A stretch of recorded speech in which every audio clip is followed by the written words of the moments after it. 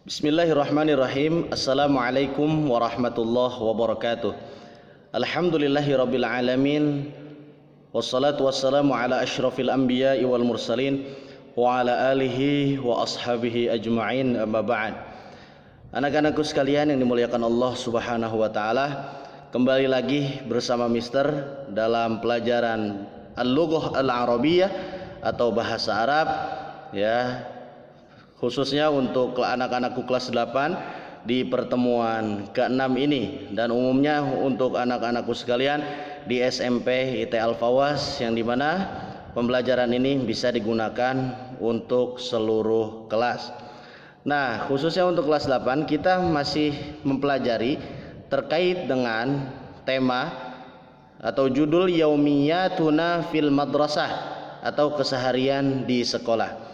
Akan tetapi yang berbeda dengan judul-judul sebelumnya atau pembahasan-pembahasan sebelumnya, kita saat ini akan mempelajari tentang fahmut tarakib, yaitu pemahaman kita tentang kaidah dalam bahasa Arab. Kalau kaidah dalam bahasa Arab sangat banyak sekali. Ada itu ilmu nahwu, ada itu ilmu shorof, dan lain sebagainya. Kalau misalnya dalam bahasa Inggris, mungkin anak-anak sekalian sudah tidak asing lagi dengan yang namanya grammar bahasa Arab. Nah, kemarin kita sudah mempelajari tentang keseharian di sekolah kita ngapain saja. Ya, ada yang bermain bola, ada yang membaca buku di perpustakaan, ada yang bermain membeli jajanan di kantin, dan lain sebagainya. Mohon untuk dihafalkan kosakata-kosakata terkait dengan tempat-tempat atau kegiatan-kegiatan yang ada di sekolah di buku tersebut. Baiklah anak-anakku sekalian, ya, mungkin sebelum nanti kita masuk ke dalam pembelajaran lebih dalam lagi, ya, di sini Mister memiliki quote, yaitu pendidikan adalah senjata paling ampuh yang bisa kamu gunakan untuk mengubah dunia. Kenapa? Karena dari pendidikan tersebut seseorang yang tadinya tidak tahu menjadi tahu, orang yang tadinya tidak bisa menjadi bisa. Ya, dalam hal ini pendidikan juga diperuntukkan untuk membentuk karakter seseorang menjadi lebih baik lagi untuk digunakan dalam kehidupan di kemudian kelak untuk meraih kesuksesan. Amin ya Allah ya rabbal alamin.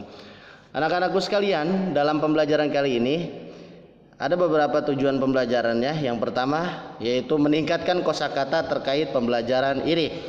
Setiap pembelajaran akan banyak sekali kosakata-kosakata baru yang kalian temukan. Ya, maka dari itu silahkan ditulis jikalau sekiranya kalian belum tahu atau belum kenal terhadap kosakata tersebut. Kemudian yang selanjutnya yaitu melatih siswa dalam berpikir kritis dengan disajikan kaidah dalam bahasa Arab. Nah, nanti mungkin ada beberapa yang sekiranya yang kiranya aneh atau baru kalian dengar. Maka dari itu, jikalau nanti setelah pembahasan ini kalian belum memahaminya atau kurang memahami, silakan bisa ditanya di kolom komentar ataupun nanti lewat WA pribadi. Anak-anakku sekalian, pembelajaran kali ini melanjutkan dari pembelajaran kita atau tugas yang minggu lalu, yaitu tapi saat ini kita menggunakan pembahasan yang berbeda. Bisa kalian lihat di halaman 41, ya. Kalau pembahasan tersebut Mister yakin anak-anakku sekalian akan sulit dalam memahaminya.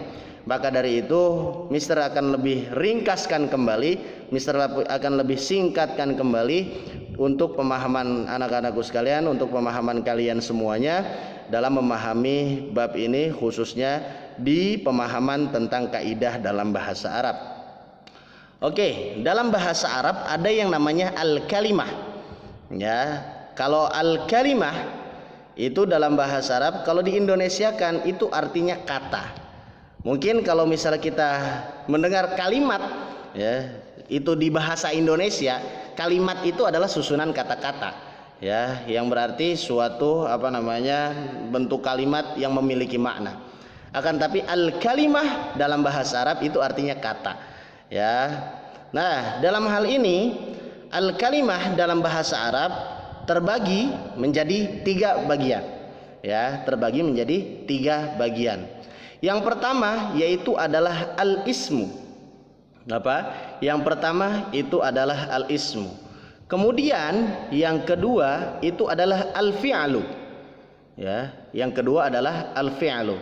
Kemudian yang ketiga yaitu adalah al-harfu. Ya. Apa itu al-ismu? Al-ismu itu artinya kata nama atau kata benda. Ya, kata nama atau kata benda. Kemudian al-fi'lu itu artinya kata kerja. Ya, dan al-harfu itu artinya kata tugas. Nah, anak-anakku sekalian yang dimuliakan Allah Subhanahu wa taala, bisa kalian semuanya lihat pembagian kata, ya, itu terbagi menjadi 3. Berarti kata itu yang belum tersusun, dia masih terpisah-pisah. Ya. Al-ismu kata nama atau benda. Contohnya Muhammadun, ya, ismun. Ya, kalau misalnya ketika kamu ditanya masmuka, ismi Miftah Farid. Nah, itu merupakan nama. Ya. Kemudian kata benda, contohnya maktabun, kitabun, qalamun, kurrasatun, dan lain sebagainya. Ya, itu artinya apa? Definisi daripada al-ismu. Kemudian al-fi'lu, artinya kata kerja. Nah, kata kerja di sini berarti dia yang mengandung suatu unsur pekerjaan. Contohnya qara'a. Kalian sering mendengar kata-kata ini, khususnya di surat Al-Alaq. Ya, di situ ada kata iqra, itu diambil dari kata qara'a. Apa itu iqra? Itu kalimat perintah yang artinya bacalah. Maka kalau misalnya di sini ada kata qara'a, artinya telah membaca. Untuk lebih jelasnya lagi nanti di slide berikutnya akan Mister jelaskan terkait dengan pembagian daripada kata kerja tersebut. Kemudian selanjutnya al-harfu. Apa itu al-harfu? Yaitu arti kata tugas.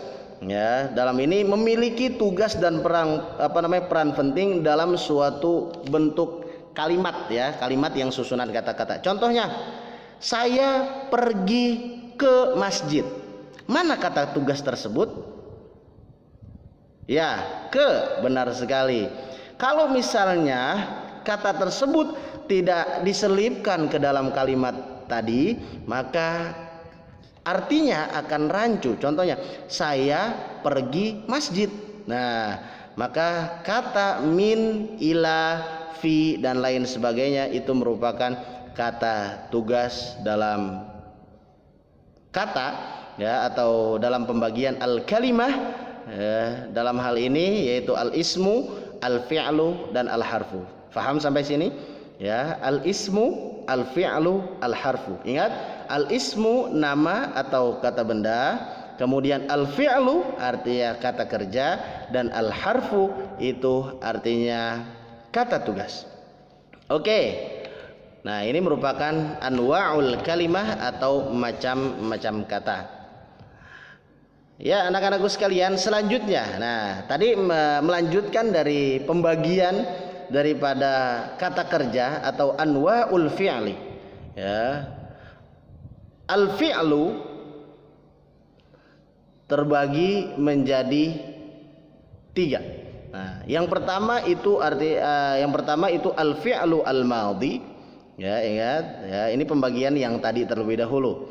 Ya. Kemudian yang kedua yaitu al-fi'lu al-mudhari'. Ya.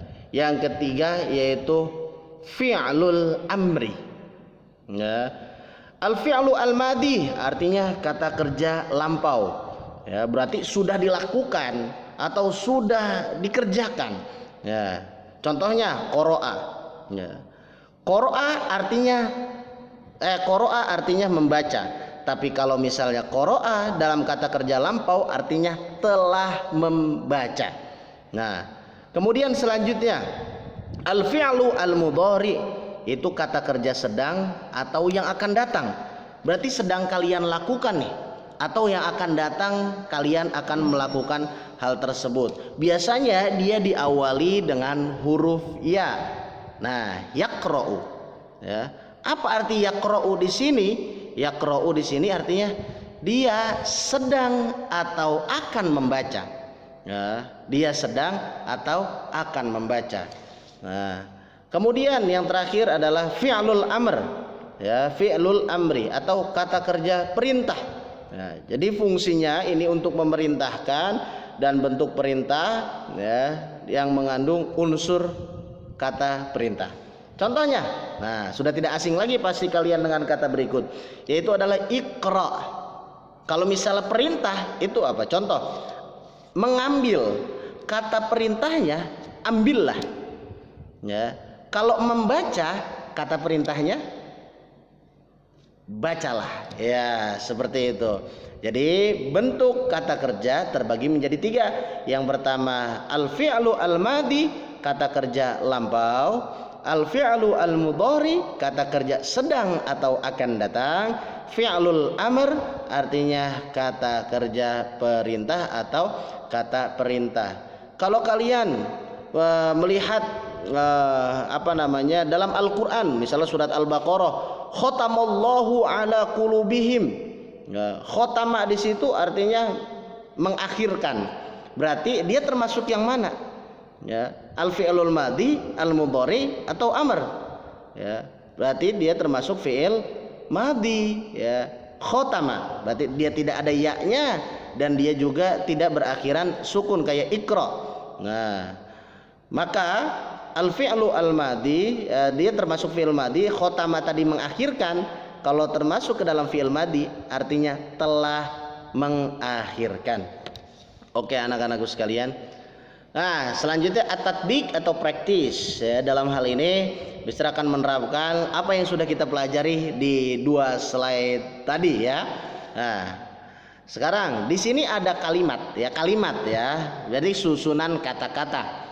Nah, dalam bahasa Arab bacaannya zahaba Muhammadun ilal madrasati, ya, zahaba Muhammadun ilal madrasati. Sekarang kita akan analisis. Di sini ada kata zahaba, di sini ada kata Muhammadun, di sini ada kata ila, dan terakhir ada kata al madrasah, ya. Ada yang mengetahui terkait dengan pembagian-pembagian ini dari apa yang sudah Mister jelaskan tadi? Oke, langsung saja. Yang pertama zahaba, ia termasuk apa? Termasuk fi'lun. Nah, fi'lunnya termasuk apa? Fi'lunnya termasuk fi'lun madhi, artinya kata kerja lampau. Kalau zahaba ini artinya pergi, berarti kalau dia masuk ke kata lampau artinya telah pergi. Ya, artinya telah pergi. Ya, kemudian Muhammadun. Ya, Muhammadun termasuk dari yang, kalau yang ketiga tadi pembagian kata termasuk ismun, fi'lun atau harfun. Ya, ismun. Oke. Kemudian yang selanjutnya ila. Ila ini ismun, fi'lun atau harfun. Baiklah kita lihat. Harfun, ya, karena dia kata tugas. Ya, al madrasah. Nah, madrasah ini termasuk nama, ya, termasuk kata benda, maka ia termasuk golongan daripada ismun. Oke, anak-anakku sekalian. Nah, sekarang untuk memasuki ke halaman 41. Kalau tadi mungkin pembelajaran yang harus kita pahami sebelum kita masuki bab ini atau pembahasan ini, ya, makanya kalian nanti mungkin akan kaget kalau langsung dengan judul pembagian al-jumlah, ya. Nah, ini al-jumlah itu artinya kalimat. Kalau tadi al-kalimah artinya kata. Bisa difahami, ya. Al-jumlah itu artinya kalimat, ya. Kalau al-kalimah dalam bahasa Arab itu artinya kata. Oke. Al-jumlah, kita lihat pengertiannya terlebih dahulu, ya. Al-jumlah adalah kalimat yang tersusun yang memiliki dari 2 kata atau lebih, ya, dan memiliki, mohon maaf itu tulisannya memiliki, dan memiliki makna. Ya, jadi kalimat yang tersusun dari 2 kata atau lebih dan memiliki makna. Jadi susunan kata-kata tadi itu disebut sebagai jumlah. Kayak tadi zahaba Muhammadun ilal madrasati. Muhammad telah pergi kemana? Ke sekolah. Itu merupakan susunan kata-kata yang disebut dalam bahasa Arab sebagai al-jumlah. Oke, dalam hal ini al-jumlah itu terbagi menjadi dua. Yang pertama yaitu al-jumlah al-ismiyah, dan yang kedua yaitu adalah al-jumlah al-fi'liyah. Nah, untuk lebih jelas lagi kita ke slide selanjutnya. Ya. Oke. Yang tadi pembagian jumlah atau kalimat dalam bahasa Arab itu ada dua. Yang pertama al-jumlah ismiyah. Apa itu al-jumlah al-ismiyah? Ya. Al-jumlah al-ismiyah adalah kalimat yang diawali dengan isim, ya, atau nama, kata benda tadi, ya, atau kalimat yang terdiri dari mubtada dan khobar. Nah, anak-anakku sekalian mungkin semuanya sudah mengetahui terkait dengan mubtada dan khobar di kelas 7. Ya, mubtada itu apa? Nama atau kata benda di awal kalimat. Khobar itu adalah apa? Khobar itu adalah pelengkap atau pemberi informasi dari mubtada. Ya, selanjutnya. Nah, pola kalimatnya yaitu ismun ismun. Berarti ismun ismun. Ya, keduanya pola kalimatnya adalah ismun dan juga ismun. Oke. Contoh. Kita langsung ke contoh saja. Al-masjidu kabirun. Mister mau nanya, apakah kedua kata ini termasuk ismun? Kita lihat. Al-masjidu artinya masjid. Ya, kabirun artinya besar. Mana yang termasuk mubtada? Dia yang di awal kalimat, yaitu al-masjidu. Ya, kabirun sebagai apa? Sebagai khobar, pemberi informasi bahwasannya masjid itu bentuknya besar. Nah, pola kalimatnya adalah ismun ismun. Nah, al-masjidu sebagai apa? Mubtada, kabirun sebagai khabar. Ya, fahimtum? Oke, semoga antum semuanya dapat memahami dengan baik terkait dengan pembelajaran kita kali ini. Ya, selanjutnya, nah, al-jumlah al-fi'liyah. Sudah paham ya sebelumnya?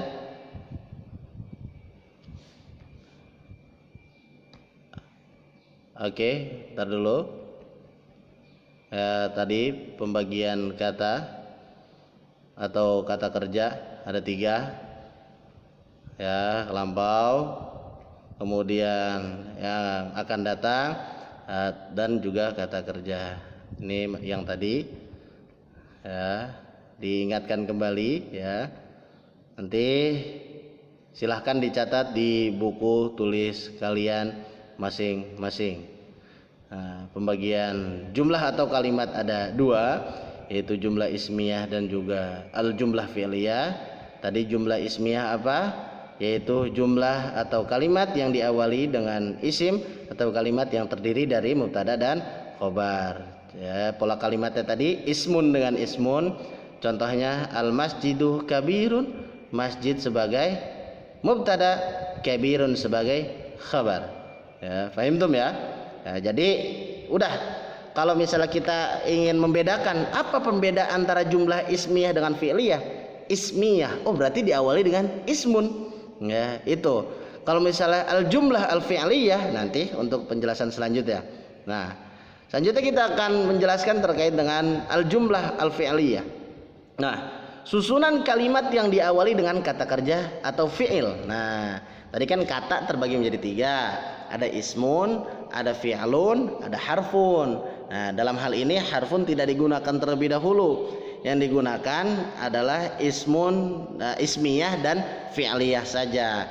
Ya, tadi ismiyah yang diawali dengan kata benda atau nama, ya, atau mubtada dan khobar. Kalau jumlah fi'liyah adalah susunan kalimat yang diawali dengan kata kerja.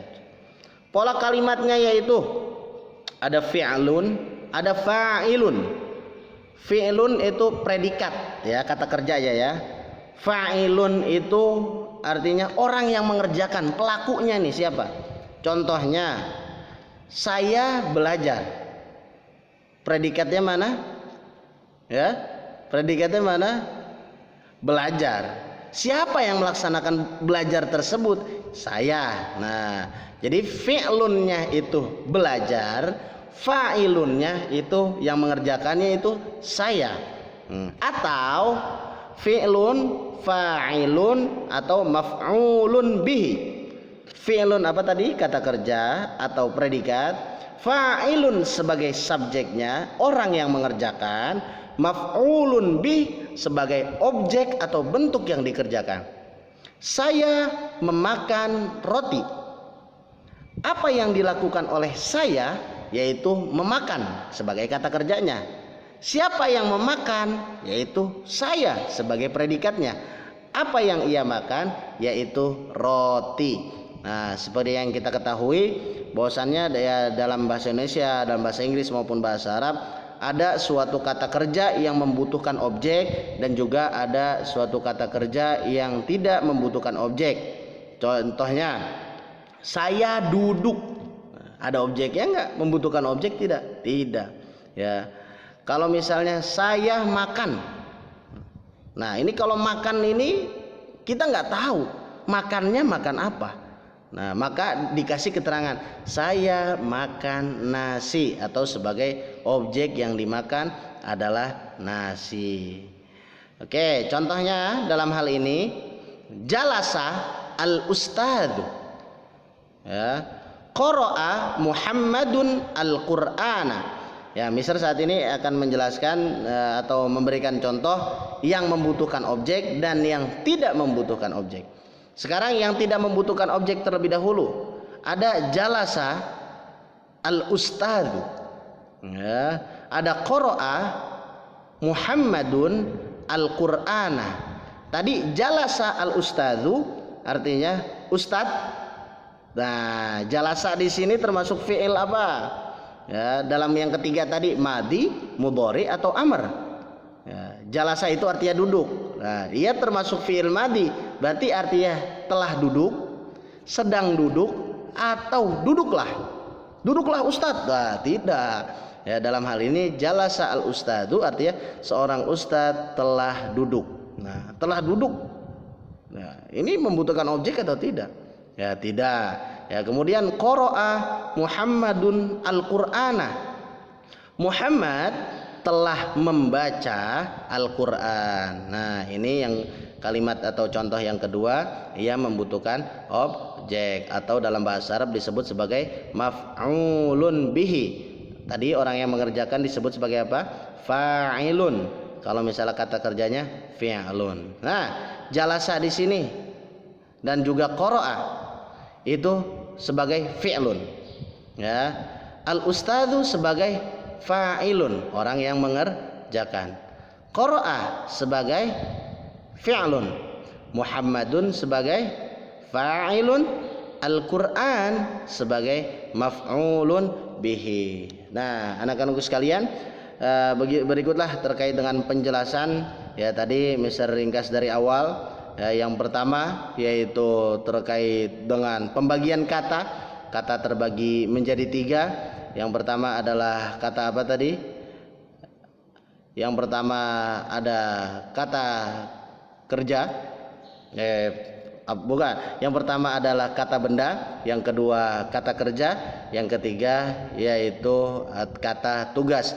Ismun, fi'lun, dan juga harfun. Nah, kemudian pembagian fi'lun, kata kerja, itu terbagi menjadi 3. Ada fi'lul madhi, kata kerja lampau. Ada fi'lul mudhari, yaitu kata kerja yang akan datang atau sedang dilakukan. Dan juga ada yang disebut sebagai fi'lul amr atau kata perintah. Nah, di akhir pembagian jumlah atau kalimat ya terbagi menjadi 2. Tadi al jumlah ismiyah dan juga al jumlah al fi'liyah. Al jumlah al ismiyah yang diawali dengan ismun, ya, kalau misalnya atau mubtada dan khobar, ya. Kalau misalnya al jumlah al fi'liyah yang diawali dengan fi'lun atau fi'il fa'il atau fi'il fa'il atau maf'ulun bihi. Ya, mungkin ada sebagian anak-anakku sekalian yang masih kurang memahami ya silahkan bisa ditanyakan apabila nanti kurang memahami terkait dengan pembelajaran ini. Sukses selalu untuk kalian semuanya. Ya, jangan lupa belajar dan tetap berdoa, tetap beribadah kepada Allah Subhanahu wa taala agar apa yang menjadi cita-cita kita, apa yang menjadi tujuan kita dapat tercapai dan terlaksana dengan baik. Amin ya Allah ya rabbal alamin. Barakallahu fikum wa ma'an najah. Wassalamualaikum warahmatullahi wabarakatuh.